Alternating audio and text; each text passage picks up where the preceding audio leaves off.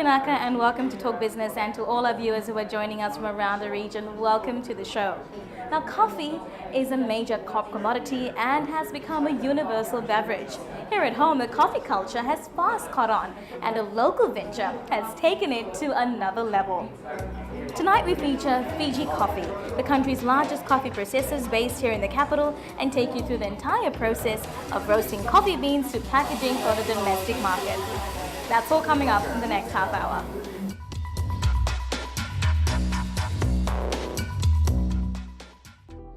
The origins of coffee can be traced to the ancient Ethiopian civilization. The Arabs were the first not only to cultivate coffee, but also to begin its trade, and it soon spread across the Middle East. What resulted were the world's first coffee houses, which were quite similar to its modern-day equivalent. Not long after, coffee was introduced to Europe, and that's what changed the course of history for this black beverage. Fast forward to the 21st century, and coffee is simply more than just a drink. It's part of our lifestyle. It's a culture which continues to evolve. Coffee has now established itself as a commodity crop throughout the world. Virtually all the coffee we drink today is produced in regions situated in the tropics, from the large plantations of South America to the Caribbean, and vastly spread across Asia Pacific. A major producer closer to home is Papua New Guinea. Nestled in the highlands in Goroka, the Arabica coffee beans are of high quality due to high altitudes it's grown in. It has a distinctive taste and is renowned for its richness in flavor. And those behind FIJI Coffee decided to tap into this potential some 25 years ago. The company is the brainchild of two men, Greg Lawler and Neil Underhill, both of whom sensed the probable growth of coffee many years ago. Established back in 1988, FIJI Coffee has come a long way. Today, the company has grown tenfold and roasts high-quality PNG coffee beans, grinds and packages it for the local tourism market. Back then, there was a company importing Harris coffee out of Australia. They were supplying most resorts and hotels at the time, and so these two, Greg and Neil, decided, oh, let's try something local. So alongside carpenters, MHs, I believe the estate intervenor is called White Tavala Estate Intervenor, which still exists to this day, but I think it's a residential area, no more a farming area. So they tried beans grown up there, and obviously with quality and demand, it didn't work. So the intervenor couldn't produce enough at that time to supply the market. From there on, hence the imports from the green beans from Papua New Guinea, when you find the right quality, and then from there on, the company just grew on its own, and here we are today. When you come to think of it, coffee isn't exactly part of our rich history. Due to our colonial past, Fiji has a unique form of tea culture, which is embedded in our way of life until this day. Where do you think we got the idea of morning and afternoon tea? A crucial component of our working day. So how did coffee fit in? For lack of a better term, I think it's called the colonial hangover, the tea drinking phase. But if you go back to the 80s, prior to just prior to 87 coup and all that, there was a big movement of people from Fiji to Australia and New Zealand, from the indigenous to the Indo-Fijians, to basically everybody was sending their child overseas.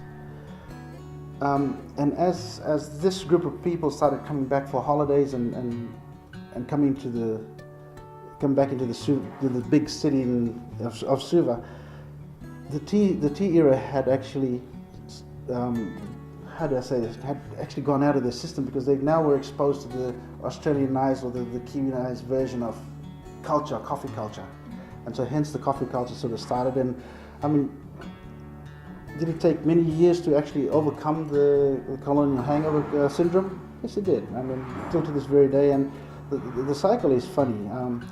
With coffee now, with the cycle going from back then, from moving from the tea culture into the coffee culture, and then digressing back into the fancy coffees, you know, all the milks and the lattes and what have you not.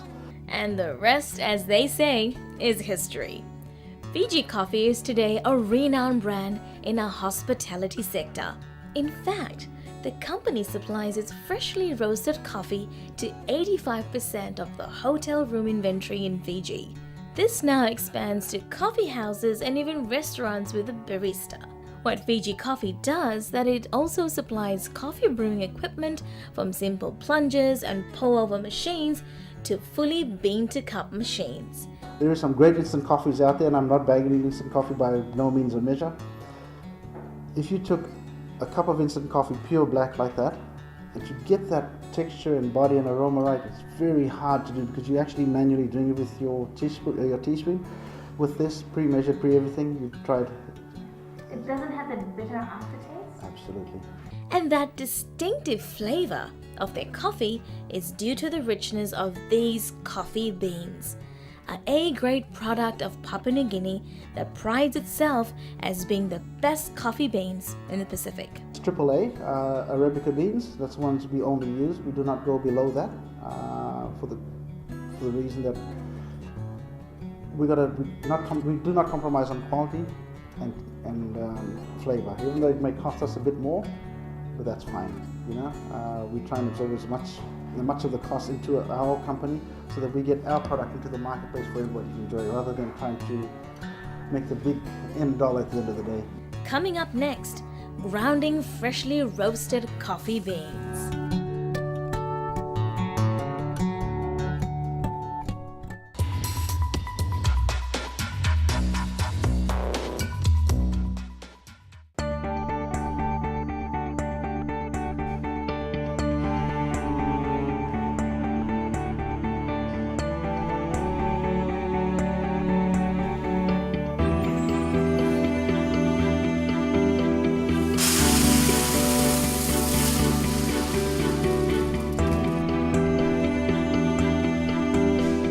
Suliasi has been with Fiji Coffee for just over 24 years now.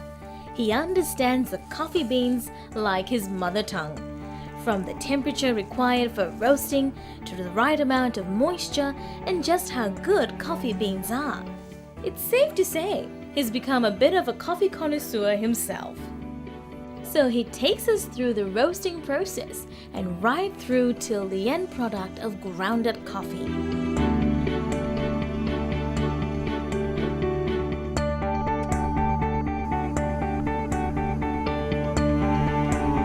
Green coffee beans begin to seep in as the machine starts.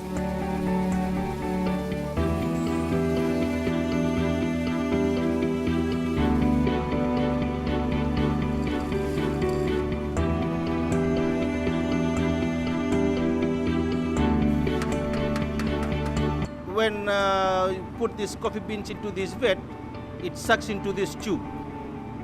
From this tube, and goes right on top that top hopper, waiting for the temperature to reach the right temperature. Then we'll drop coffee beans into that tumble roaster. From that plantation, they grade the coffee beans. Yes, some of the coffee beans is a bit smaller in size. It requires a whole deal of experience and technical skills to roast green coffee beans to the right temperature.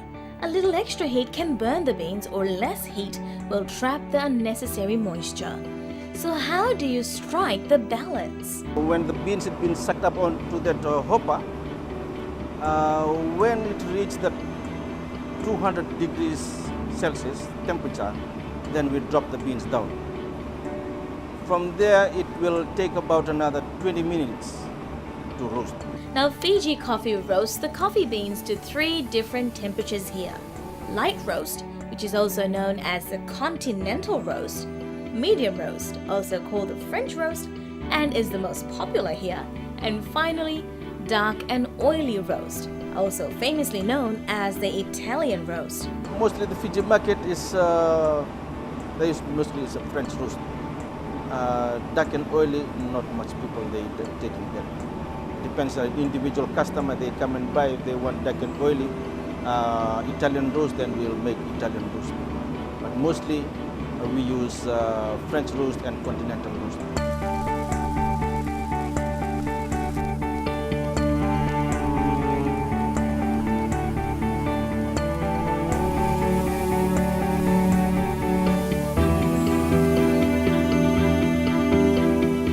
Got a bed here with a coffee sample roast. I have to mix with it. When it comes to the same as this one in this container, I'll stop the machine, I'll stop the roaster. Now this is an interesting part of the process.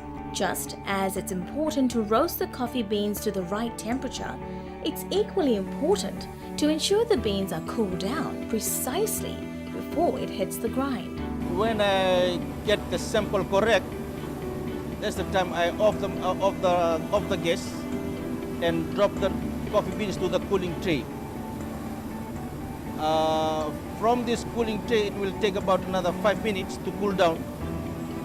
And from this cooling tray, I have to take it down to that destoner. From that destoner, it goes up to that hopper, waiting for the coffee beans to take it into put in the bin. Sometimes foreign objects like small pieces of metal, stones, or even surprisingly nails can make it through. However, the machine sieves through the coffee beans and all unwanted objects are discarded. When the coffee beans been cooled down, we'll take it up to that small hopper, and you have to go through this toner. This toner, which I'm holding it, inside this there's some gravels and nails and small stones or glass. What happened? All coffee beans that come, this is what comes with it, not only coffee. It comes with some small stones, nails, and small pieces of glass. That's why this you got this toner. Feed it on under that hopper, so it will trap all the stones and gravel, whatever comes, except coffee.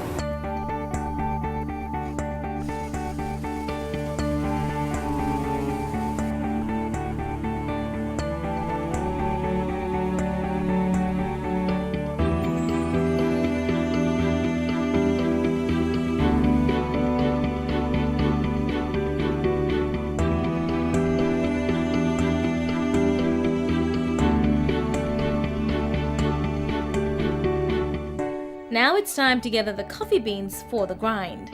This is the last process of this coffee roasting.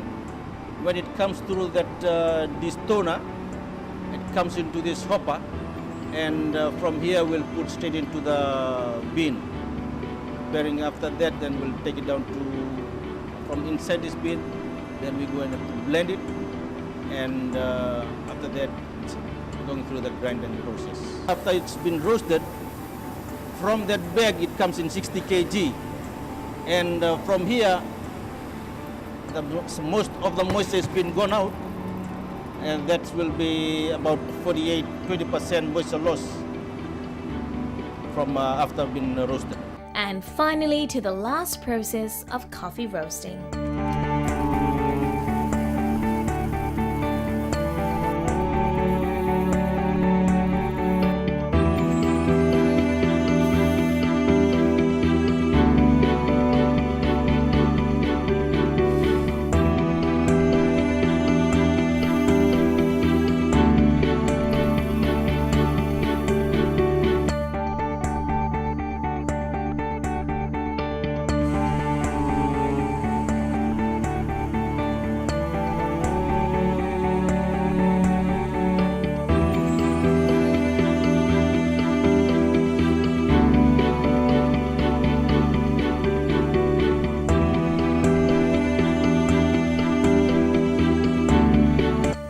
Coffee has thoroughly been roasted and cooled down, the grinding process then begins.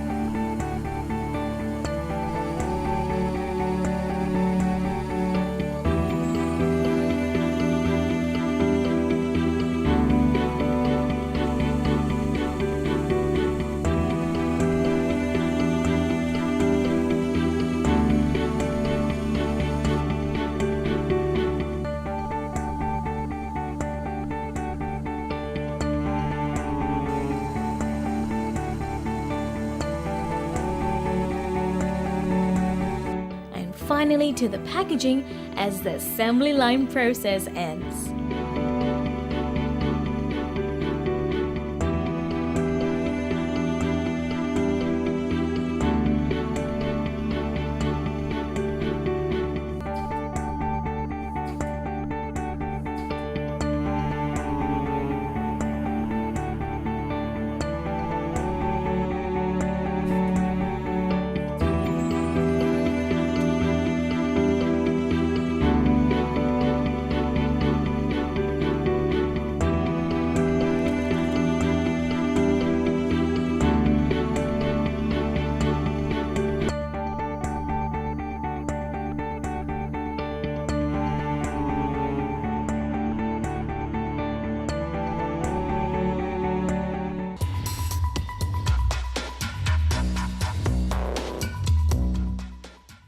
Now, with fresh grounded coffee at hand, it would be a crime not to indulge. We've just done the whole process for you. This is the final product that goes out to our customers, our clients.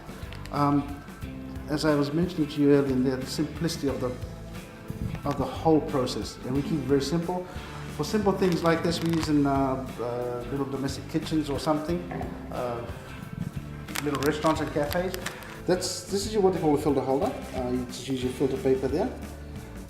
From here, what really happens is you get your coffee grinds, fresh packet that we just brewed.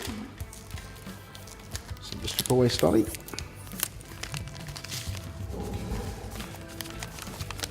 Oh, that's lovely brown. And as you know, Rachna, this is what we just roasted and blended and Just going to fresh. unpack.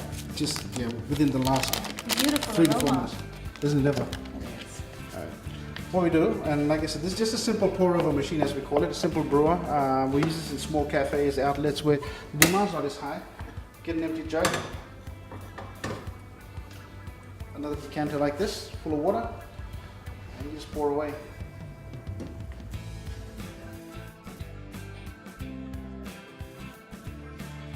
Every process that we do here is so simple, no chemicals, no nothing, just straight out of the bag, green beans into the roaster, roasted, cooled down, blended, grinded, packed, straight to your machine. Water, filter paper, your coffee, and that's it, the two-end product there. So what's the distinctive taste about Fiji coffee that sets it apart from other coffee brewed in Fiji? I believe that our distinctiveness is, the freshness in our product. There are a lot of great coffees out there in the marketplace at the moment, and my wife actually loves to drink some of them as well. But I'm sure a lot of connoisseurs out there will agree to as well. There's some lovely ones. Our distinctiveness and our distinctive taste that we can custom blend our coffee to suit the individual resort or the individual person, but also it lies in the freshness. Every 2 weeks, as you just witnessed, that same process takes place. It's packed and it's straight into our customers' stores or into the consumer's hands, as they say. So unlike wine, which needs to be aged to drink, that's not the case with coffee? Absolutely not. The coffee is the fresher, the better. And that's the difference in the taste.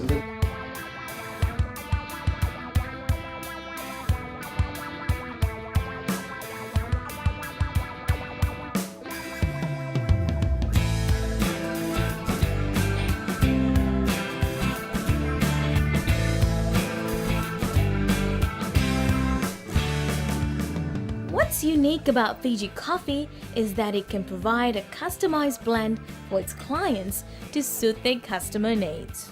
This is specifically beneficial for tourism operators who have to cater to the taste buds of tourists from different parts of the world. The European market tends to be a very strong, heavy coffee. The Australian market, New Zealand market, somewhere in between. And you have the American market, which is a bit more lighter. So depending on the target market, we are able to do this in-house for them, which not a lot of companies can do in Fiji, or no one else can do it, I should say. But we could come to you and say, hey Rachna, I believe your market is Australia, New Zealand predominantly, 90% of the time. Come sit down with us, we'll put a blend together for you, and it's specifically for Rachna. So Customized coffee. The company, which has invested millions into this simple operation, feels that local businesses and the hospitality sector must support Fijian made. most of our major hotels in Fiji are turning this way and have turned and looked at us as a preferred supplier over the other importers who bring their coffees in container loads, and it sits for 2-3 months or 6 months or whatever their storage time is. I'm not too clear on that, how long they hold their coffee for. But like I said, it's that Fijian made that is the key aspects of this whole Fiji coffee. You know, the whole key behind it. Everything's local, from the workers to the to the coffee to the manufacturer. Everything's just done here. With the demand of the product growing beyond expectations, there is now the possibility of embarking on Fiji coffee exports to the region. Hopefully, with this Fijian-made products and the Melanesian Spearhead Group, we'll be able to start moving around the Pacific as a stepping stone. But importantly, we're sort of kind of working with Tourism Fiji. They just did an AIME show in Melbourne, and alongside Fiji Water at their booth, at their stand, we had Fiji Coffee sitting down there. So it was pretty much a proud moment to actually start getting that exposure overseas. And the Starwood Group did a sales and marketing trip through New Zealand just of recent. We gave them coffee as promo stuff, promote Fiji. And the good thing about this is a lot of the good hoteliers in Fiji are getting behind the Fijian-made brand, and that's the most important part, because without their help and support, Fiji, we can't grow, you know. So what's so special about Fiji coffee? Well, I was going to find out for myself. So we have to drink our coffee now, do we? This is really, really good. It's so fine, you know, and you don't have that bitter aftertaste. It's just delicious. It's just smooth, huh? It is. And without any milk and sugar. Have you ever drank like this? No, honestly no. I've never actually had coffee without milk and sugar. It's gone a bit cold. Healthy alternative. Caffeine can't be that healthy, but...